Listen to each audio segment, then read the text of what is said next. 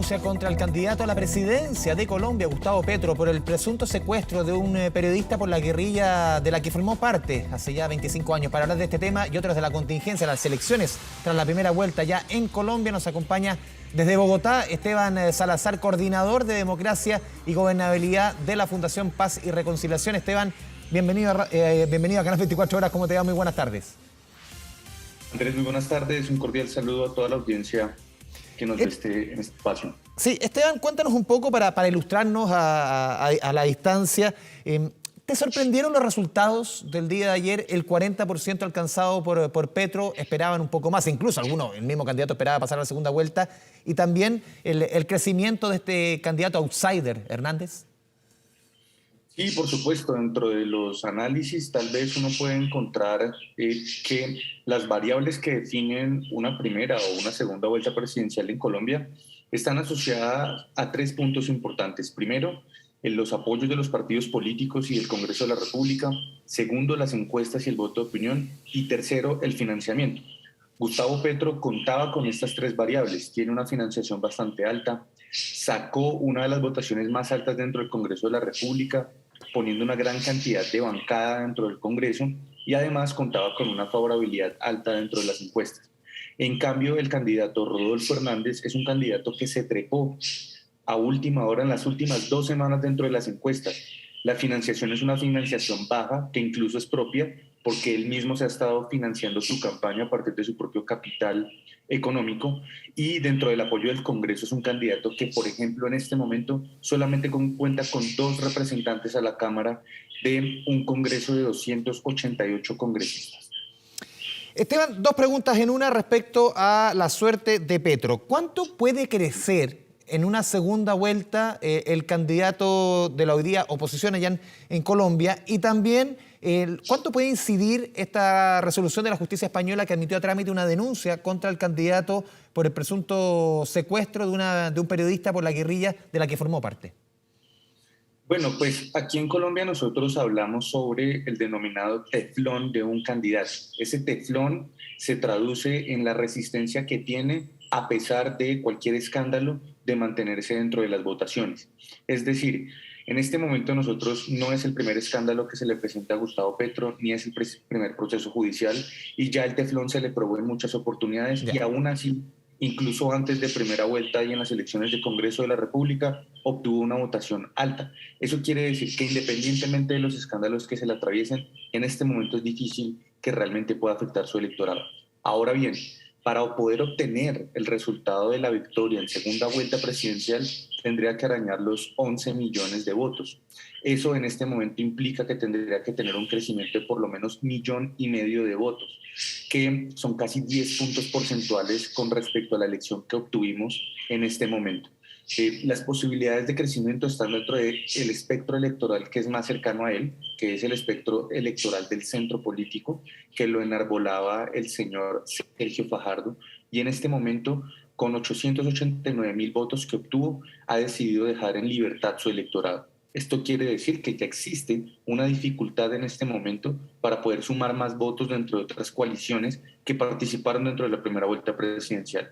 Pero además de eso, hay que combatir un abstencionismo que hubo alto en algunas regiones en Colombia, en donde en este momento también podrían sumar algo de votos. Sí, Sin Esteban. embargo, sigue siendo un escenario difícil. Sí, ¿cómo puede conjugar esos 2 factores que tú mencionas? Uno, crecer al centro, y 2, también llamar y mover a ese colombiano, a esa colombiana que no fue a votar en la primera vuelta, y moverlo a votar en esta segunda vuelta, porque mucho respecto a lo primero han sostenido que ese crecimiento al centro puede ser, por ejemplo, como lo hizo en su minuto acá nuestro presidente Gabriel Boric, cuando en una segunda vuelta incluso comenzó en su comando a involucrar a economistas más relacionados justamente con el mundo más del centro, más que de la izquierda, con políticas más, entre comillas, uno diría, más pro mercado, con esa sensibilidad. ¿Cómo lo ves tú? Andrés, es exactamente el mismo escenario. En Colombia, hoy la ciudadanía ha mantenido sobre todo un posicionamiento de centro dentro de cómo se identifica políticamente. Esto se traduce sencillamente en que dentro de su discurso Gustavo Petro empiece a generar una moderación respecto de las propuestas que ha hecho, sobre todo a nivel económico. Adicionalmente, para capturar parte de esas votaciones de centro, tendría que atraer parte de las coaliciones y partidos, incluso políticos de alto renombre en Colombia, que le permitan sumar votos tanto de los partidos como de las maquinarias políticas. Son esas dos fórmulas las que se pueden aplicar en este momento. Incluso ya se están dando avances sobre acercamientos con otras campañas políticas, con otros espectros políticos del centro, para empezar a evaluar cuál va a ser la estrategia del discurso que se va a utilizar y cómo se podrían hacer acuerdos programáticos. Sí, Esteban, entremos ya a explicar el fenómeno de Rodolfo Hernández. Lo primero, ¿cuánta incidencia tuvieron las redes sociales en el surgimiento, en este fenómeno que se ha producido con este candidato? Se le denomina el abuelo del TikTok. ¿Cuánta incidencia tienen las redes sociales en esta figura? Sí, aquí lo que nosotros vemos en este momento, sobre todo con el tema de la inversión que se hizo dentro de las campañas, es que Rodolfo Hernández fue el que menos le invirtió dinero, le invirtió alrededor de 1.5 millones de dólares, y eso se tradujo en que tuvo un crecimiento altísimo en redes como YouTube, Facebook y sobre todo TikTok, redes que tienen un alcance altísimo en este momento dentro de la población colombiana, y eso le permitió a él manejar sobre todo un discurso muy básico, muy sencillo, que le llegó a una población que está cansada de la institucionalidad del establecimiento y que requiere un cambio en el cual él plantea sencillamente tres cosas. Primero, una lucha contra la corrupción. Segundo, quitarle los beneficios a todos los políticos corruptos. Y tercero, él plantea sencillamente darle empleo a todas las personas que estén dispuestas a trabajar dentro del país. Son mensajes supremamente sencillos, no tienen ningún tipo de elaboración grandilocuente, ni técnica, ni dentro de su programa de gobierno se puede observar algo parecido. Sí, Esteban, ¿es comparable la figura de Rodolfo Hernández con Donald Trump? Se le menciona como el Trump colombiano. No es fácil que te comparen con una figura tan controversial como Donald Trump. ¿Es comparable? Claro, uno podría decir, ambos hicieron su riqueza en el mundo inmobiliario, de la construcción, tienen parangones, pero políticamente, tú lo sabes mucho mejor que yo, ¿son comparables las figuras políticas, el ascenso de Rodolfo Hernández con una figura como Donald Trump? ¿En su discurso, por ejemplo, también? Bueno, aquí ha habido un discurso también sobre la forma en la cual se puede comparar o interpretar. Hay dos formas de verlo. Una como ese empresario millonario que incursiona dentro de la política como un outsider, y otra también es más como el Bukele, el Nayib Bukele colombiano, porque además tiene un talante supremamente autoritario. Incluso es una persona que al no tener un Congreso parte un miedo dentro de la ciudadanía, y es que qué va a suceder con su relación con el Congreso y la gobernabilidad que va a tener. Es un personaje que, a pesar de tener dinero y establecerse como una de las personas millonarias en Colombia, la pregunta más bien es cuál va a ser su talante en la forma de gobernar. Y más si lo vemos como la comparación directa que tú mencionabas, Andrés, del TikTok.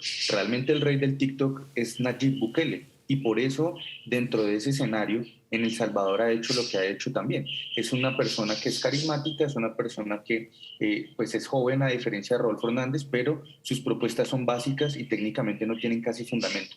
Sería más bien ese el escenario. Yo creo que se ha planteado mucho el Donald Trump como un caso exitoso, millonario, etcétera, pero el escenario colombiano no se parece en absoluto al escenario estadounidense. Creo que somos más cercanos seguramente a una dinámica como la de El Salvador, en donde ese rótulo, si se quiere, se le podría plantear, con unas diferencias gigantescas también. El candidato Hernández tiene una autenticidad propia dentro de su región en Colombia, que por eso mismo ha logrado comunicar de forma tan efectiva con los ciudadanos. Uno de los números, por lo menos los potenciales de cara a la segunda vuelta, Esteban, 19 de junio, quedan 3 semanas, en política 3 semanas, puede pasar cualquier cosa, que en Chile lo sabemos, ustedes también.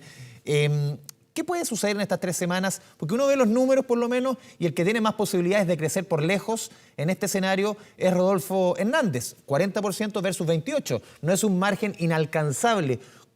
¿Quién es hoy día para ustedes, de acuerdo a tú, es difícil, en 3 semanas, como te insisto, puede pasar cualquier cosa, pero quién es hoy día el favorito?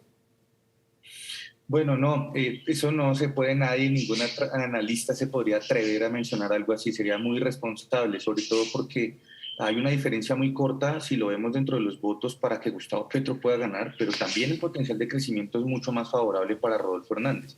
Ahora, hoy lo que podríamos estar seguramente en este escenario es en un empate si los votos de la derecha, es decir, los votos de Federico Gutiérrez e incluso los de Sergio Fajardo, no se sumaran en su totalidad para el candidato Rodolfo Hernández. Lo que podemos ver es hay un mayor potencial de crecimiento para Rodolfo Hernández dentro del espectro político de los votos que hacen falta, pero pues Gustavo Petro tiene una cercanía mayor dentro del el espacio de lo que le hace falta de los votos.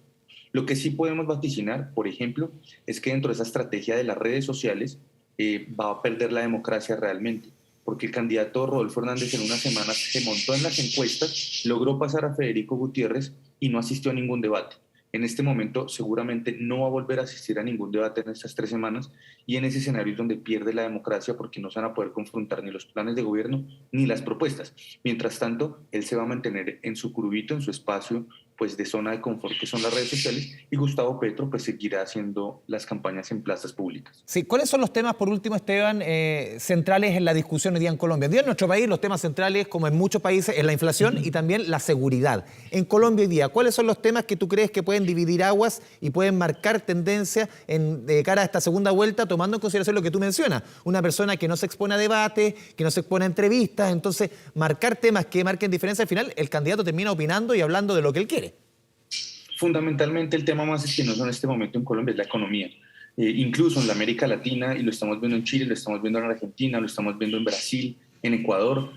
Tenemos en Colombia hoy 22 millones de personas en la pobreza, 22 millones de 50 millones de habitantes, es la mitad de la gente aguantando hambre, que viven con menos de $2 al día. Es un problema que está además asociado al desempleo. Existe también un tema asociado a la salud después de lo que fue el coletazo de la pandemia, y también tenemos un problema asociado a la educación y la lucha contra la corrupción. Son en esos temas en donde las propuestas más creativas, seguramente en las que logren conectar más con la gente, van a lograr pues poder mantener una mayor votación. Si lo vemos en el escenario de lo que se ha propuesto por cada uno de nuestros dos candidatos, la realidad que tenemos hoy en Colombia es que la gente está cansada, la gente quiere un cambio, pero no sabe cuál cambio va a tener. Al final, ninguno de estos dos candidatos ha gobernado el país, no tiene una gobernabilidad completa, y lo que está en juego es la institucionalidad. Esteban Salazar, coordinador de Democracia y Gobernabilidad de la Fundación Paz y Reconciliación, te agradecemos este espacio con Canal 24 Horas, súper didáctico, y ojalá nos podamos conectar en 3 semanas más ya con los resultados en mano después de la segunda vuelta. Muchas gracias, Esteban. Por supuesto. Andrés, muchas gracias a toda la audiencia. Una feliz noche. Un abrazo a la distancia. Chao, chao.